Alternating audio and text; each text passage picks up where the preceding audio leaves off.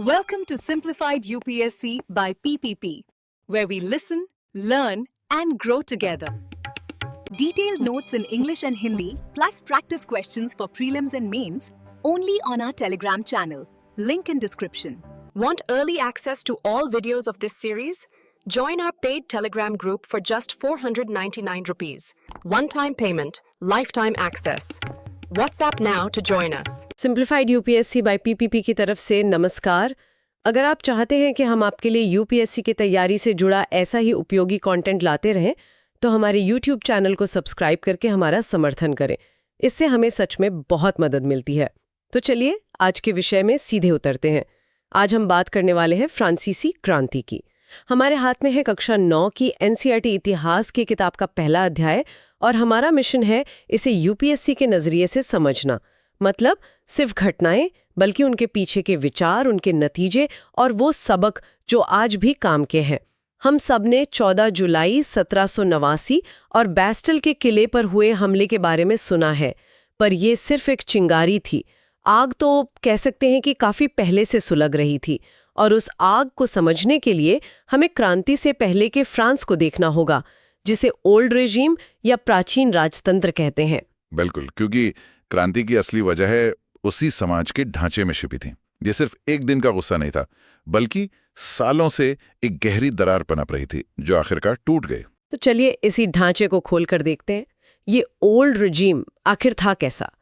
सुनने में आता है कि समाज 3 हिस्सों में बटा हुआ था, जिन्हें एस्टेट्स कहते थे। हाँ, और ये बंटवारा बहुत ही असमान था।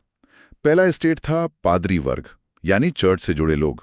दूसरा एस्टेट था कुलीन वर्ग, यानी बड़े बड़े जमींदार और राज दरबारी। इन दोनों की आबादी कुल मिलाकर बहुत कम थी, लेकिन देश की ज्यादातर जमीन और दौलत इन्हीं के पास थी। हर सबसे बड़ी बात, इन्हें जन्म से ही कुछ खास अधिकार मिले हुए थे, जैसे कि टैक्स न देना। सही पकड़ा। इन्हें राज्य को दिए जाने वाले लगभग सभी टैक्स से छूट मिली हुई थी। तो सोचिए, देश का पूरा बोझ किस पर था? तीसरे एस्टेट पर। तीसरे एस्टेट पर। इसमें फ्रांस की बाकी 90% आबादी आती थी। बड़े व्यापारी, वकील, किसान, कारीगर, मजदूर, नौकर, सबके सब। एक मिनट, मतलब 90% आबादी देश का पूरा टैक्स भर रही थी, और बाकी 10% आबादी जो सबसे अमीर थी वो मजे कर रही थी। ये तो किसी भी हाल में टिकने वाली व्यवस्था नहीं लगती। स्रोत में टाइल और टाइथ जैसे टैक्स का जिक्र है। ये क्या थे? टाइल एक डायरेक्ट टैक्स था जो सीधे राज्य को जाता था, और टाइथ एक धार्मिक कर था जो चर्च किसानों से उनकी उपज का 10वां हिस्सा वसूलता था। मतलब आम आदमी पर दोहरी मार पड़ रही थी। बिल्कुल, एक तरफ राज्य, दूसरी तरफ चर्च। एनसीईआरटी की किताब में एक कार्टून है जिसमें कुलीन को मकड़ा और किसान को मक्खी दिखाया गया है। ये उस शोषण को एकदम साफ दिखाता है। तो एक तरफ समाज में इतनी असमानता थी, और दूसरी तरफ देश की आर्थिक हालत भी खस्ता थी। राजा लुई 16वें का खजाना खाली क्यों हो गया था? इसके कई कारण थे। सालों से चल रहे लंबे युद्धों ने फ्रांस को निचोड़ दिया था। ऊपर से वर्साय के आलीशान महल और राजदरबार की शानो शौकत का खर्चा भी था, जो रुकने का नाम ही नहीं ले रहा था। और फिर एक बड़ा कदम था अमेरिका की मदद करना। हाँ, ब्रिटेन के खिलाफ अमेरिकी स्वतंत्रता संग्राम में फ्रांस ने उनकी मदद की थी। ज्यादा का कर्ज चढ़ गया। अब सरकार को अपने बजट का एक बहुत बड़ा हिस्सा सिर्फ उस कर्ज का ब्याज चुकाने में खर्च करना पड़ रहा था। मतलब एक तरह का फिस्कल क्राइसिस था। बिल्कुल, एक क्लासिक राजकोषीय संकट। जब कमाई का ढांचा टूटा हो और खर्चे काबू से बाहर हों तो राज्य का पतन तय हो जाता है। तो एक तरफ देश दिवालिया हो रहा था और सारा बोझ आम जनता पर था। ऐसे में सिर्फ आर्थिक गुस्सा ही नहीं, बल्कि लोगों की सोच में भी तो कोई बदलाव आ रहा होगा। बिल्कुल, यही इस दौर की सबसे दिलचस्प बात है। 18वीं सदी में इसी तीसरे एस्टेट के अंदर से एक नया पढ़ा लिखा और समृद्ध वर्ग उभर रहा था, जिसे हम मध्य वर्ग कहते हैं। अच्छा। ये व्यापारी, वकील, निर्माता और अधिकारी थे। इन्होंने पैसा और शिक्षा दोनों हासिल की थी, लेकिन सामाजिक सम्मान नहीं। और इनकी सोच पुराने ढर्रे से अलग थी। ये जन्म पर आधारित विशेषाधिकारों वाली थ्योरी में यकीन नहीं रखते थे। उनका मानना था कि किसी की सामाजिक हैसियत जन्म से नहीं, बल्कि उसकी काबिलियत से तय होनी चाहिए। और इन विचारों को ईंधन दिया उस दौर के दार्शनिकों ने। जैसे जॉन लॉक ने राजा के दैवीय अधिकारों यानी डिवाइन राइट्स वाली थ्योरी को ही पूरी तरह से नकार दिया। और जॉन जाक रूसो ने सोशल कॉन्ट्रैक्ट का आइडिया दिया, मतलब सरकार, जनता और उनके नुमाइंदों के बीच एक अनुबंध है, कोई ऊपर से थोपी हुई चीज नहीं। और फिर आते हैं मॉन्टेस्क्यू। इनका विचार तो आज भी हमारे लिए बहुत जरूरी है। उन्होंने अपनी किताब the spirit of the laws में सत्ता के विभाजन का सिद्धांत दिया। हाँ, विधायिका, कार्यपालिका और न्यायपालिका के बीच सत्ता का बंटवारा। यूपीएससी में जीएस पेपर 2 में सेपरेशन ऑफ पावर्स पर पूरा का पूरा टॉपिक है। इसकी जड़ें यही फ्रांसीसी क्रांति के विचारों से जुड़ी हैं। ये जानना कितना दिलचस्प है। और ये आइडिया सिर्फ किताबों तक सीमित नहीं रहे। ये कॉफी हाउस और सलून में होने वाली बहसों से निकलकर आम लोगों तक पहुंचे। जो पढ़ नहीं सकते थे उनके लिए इन्हें जोर जोर से पढ़ा जाता था। तो माहौल पूरी तरह से बदल रहा था। तो अब तस्वीर साफ हो रही है। खजाना खाली है, राजा को टैक्स बढ़ाने हैं, लेकिन समाज में अब नए विचार फैल चुके हैं। अब राजा के लिए मनमाने ढंग से टैक्स बढ़ाना आसान नहीं था। हाँ, प्राचीन राजतंत्र के नियमों के हिसाब से राजा अकेले ये फैसला नहीं ले सकता था। उसे स्टेट्स जनरल, जो एक तरह की राजनीतिक सभा थी, की बैठक बुलानी पड़ती थी। और ये बैठक तो शायद 100 साल से भी ज्यादा समय बाद बुलाई गई थी। बिल्कुल, 1614 के बाद पहली बार 5 मई 1789 को बुलाई गई। लेकिन इस बैठक में वोटिंग को लेकर एक बड़ा पेंच था, है ना? बिल्कुल। पुरानी परंपरा ये थी कि हर स्टेट का बस एक वोट होगा। इसका मतलब था कि पहले 2 स्टेट हमेशा मिलकर तीसरे स्टेट को 2-1 से हरा देते थे। अच्छा। लेकिन इस बार तीसरा स्टेट तैयार था। उन्होंने मांग रखी कि वोटिंग 1 पर्सन 1 वोट के आधार पर होनी चाहिए। ये तो सीधा सीधा रूसो के लोकतांत्रिक विचारों से प्रेरित था। पर राजा ने ये मांग मानने से इनकार कर दिया होगा। जाहिर है, जब राजा ने मांग ठुकरा दी तो तीसरे एस्टेट के प्रतिनिधि गुस्से में सभा से बाहर निकल गए। वो 20 जून को पास के एक इंडोर टेनिस कोर्ट में इकट्ठा हुए और खुद को ही नेशनल असेंबली घोषित कर दिया। और वहीं पर उन्होंने मशहूर टेनिस कोर्ट की शपथ ली कि जब तक हम फ्रांस के लिए एक ऐसा संविधान नहीं बना लेते जो राजा की शक्तियों पर लगाम लगाए, तब तक हम यहाँ से नहीं हटेंगे। और जब ये सब वर्साय में चल रहा था, पेरिस में माहौल और गर्म हो रहा था। कड़ाके की ठंड से फसलें बर्बाद हो चुकी थी। पाव रोटी की कीमतें वो आसमान छू रही थी। गुस्साई भीड़, जिसमें औरतें सबसे आगे थीं, बेकरियों पर धावा बोल रही थी। इसी बीच अफवाह फैली कि राजा ने सेना को पेरिस में घुसने का हुक्म दिया है। और इसी डर और गुस्से का नतीजा था 14 जुलाई को बैस्टल के किले पर हुआ हमला। वो किला राजा की तानाशाही का प्रतीक था और उसका टूटना एक बहुत बड़ा सिग्नल था कि अब जनता डरने वाली नहीं है। अपनी विद्रोही पंजाह की ताकत देखकर लुई 16वें के पास झुकने के अलावा कोई चारा नहीं था। उन्हें नेशनल असेंबली को मान्यता देनी पड़ी। 4 अगस्त 1789 की रात को असेंबली ने एक झटके में पूरी सामंती व्यवस्था, टैक्स में मिलने वाले विशेषाधिकार, सब कुछ खत्म कर दिया। और फिर 1791 में फ्रांस का पहला संविधान तैयार हुआ। इसका मकसद राजा को खत्म करना नहीं था, बल्कि उसकी शक्तियों को सीमित करना था। इस तरह फ्रांस एक संवैधानिक राजतंत्र यानी कॉन्स्टिट्यूशनल मोनार्की बन गया। हाँ, और इस संविधान की शुरुआत हुई पुरुष एवं नागरिक अधिकार घोषणा पत्र से। इसमें जीवन का अधिकार, अभिव्यक्ति की स्वतंत्रता और कानून के सामने बराबरी जैसे अधिकारों को नैसर्गिक माना गया। नैसर्गिक यानी नेचुरल एंड इनएलिएनेबल। बिल्कुल, यानी ये अधिकार किसी सरकार या राजा की देन नहीं है, ये हर इंसान को जन्म से मिलते हैं।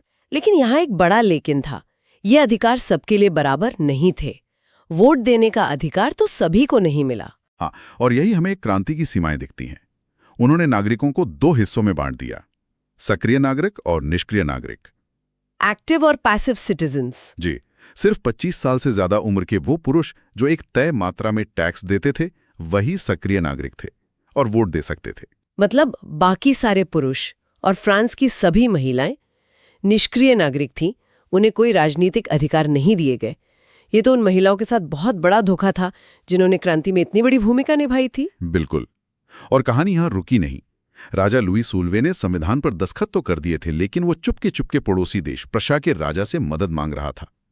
इससे पहले कि वो कुछ कर पाते, अप्रैल 1792 में नेशनल असेंबली ने ही प्रशा और ऑस्ट्रिया के खिलाफ युद्ध छेड़ दिया। और इसी युद्ध के माहौल में जेकोबिन जैसे राजनीतिक क्लब बहुत ताकतवर हो गए। इनके नेता थे मैक्सिमिलियन रॉबस्पेयर। ये लोग क्रांति को और आगे ले जाना चाहते थे। हाँ, जैकोबिन सर्ब में समाज के वो लोग थे जिन्हें 1791 के संविधान से कुछ खास नहीं मिला था। छोटे दुकानदार, कारीगर, दिहाड़ी मजदूर। 10 अगस्त 1792 को उन्होंने ट्यूलरिए के महल पर धावा बोलकर राजा को ही बंदी बना लिया। इसके बाद जो नई असेंबली चुनी गई उसे कन्वेंशन कहा गया और इस बार 21 साल से ऊपर के सभी पुरुषों को वोट देने का अधिकार दिया गया, चाहे उनके पास संपत्ति हो या न हो। और इस कन्वेंशन ने आते ही एक ऐतिहासिक फैसला लिया। 21 सितंबर 1792 को उसने राजतंत्र को हमेशा के लिए खत्म कर दिया और फ्रांस को एक गणतंत्र यानी रिपब्लिक घोषित कर दिया। वाह! इसके बाद राजा लुइस सोलेने पर देशद्रोह का मुकदमा चला और उन्हें सार्वजनिक रूप से फांसी दे दी गई। और यहाँ से शुरू होता है क्रांति का सबसे बदनाम और खौफनाक दौर, आतंक का राज, जो 1793 और 1794 तक चला। ये सोचना भी अजीब है कि जो क्रांति स्वतंत्रता, समानता, बंधुत्व के नारे से शुरू हुई, वो इतनी क्रूर कैसे हो गई?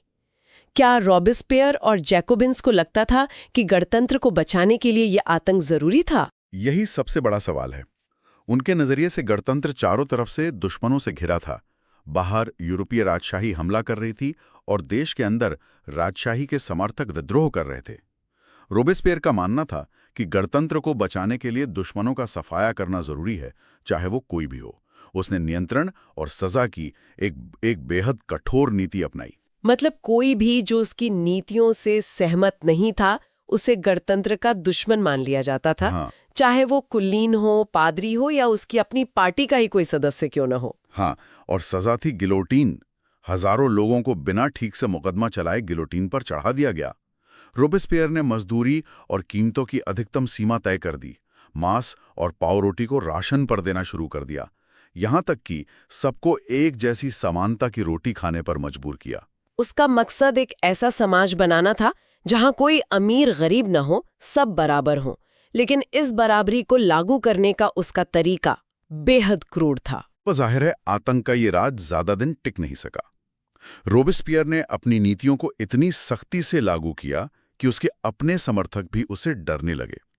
आखिरकार जुलाई 1794 में उसी कन्वेंशन ने उसे दोषी ठहराया और अगले ही दिन उसे भी गिलोटीन पर चढ़ा दिया गया।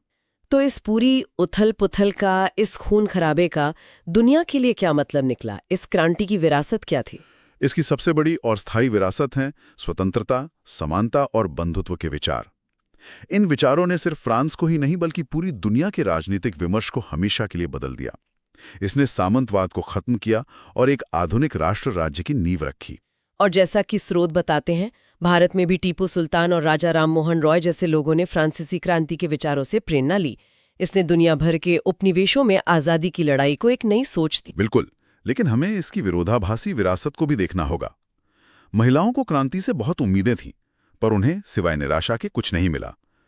उलम डे गूज जैसी महिला ने तो महिला एवं नागरिक अधिकार घोषणा पत्र तक लिख डाला था, लेकिन उसे देशद्रोह के आरोप में फांसी दे दी गई। और फ्रांस में महिलाओं को वोट देने का अधिकार 1946 में जाकर मिला, बहुत बाद में। और दास प्रथा के मुद्दे पर भी ऐसे ही विरोधाभास था। अच्छा। हाँ, जैकोबिन सरकार ने 1794 में फ्रांसीसी कॉलोनियों से दास प्रथा खत्म करने का एक क्रांतिकारी कदम उठाया था, लेकिन 10 साल बाद ही नेपोलियन ने उसे फिर से शुरू कर दिया। दास प्रथा को पूरी तरह खत्म करने में 1848 तक का समय लग गया। और आतंक के राज के बाद जो राजनीतिक अस्थिरता आई, उसी ने नेपोलियन बोनापार्ट जैसे एक सैनिक तानाशाह के लिए रास्ता बनाया। बिल्कुल, नेपोलियन ने खुद को यूरोप के आधुनिकीकरण का अग्रदूत बताया।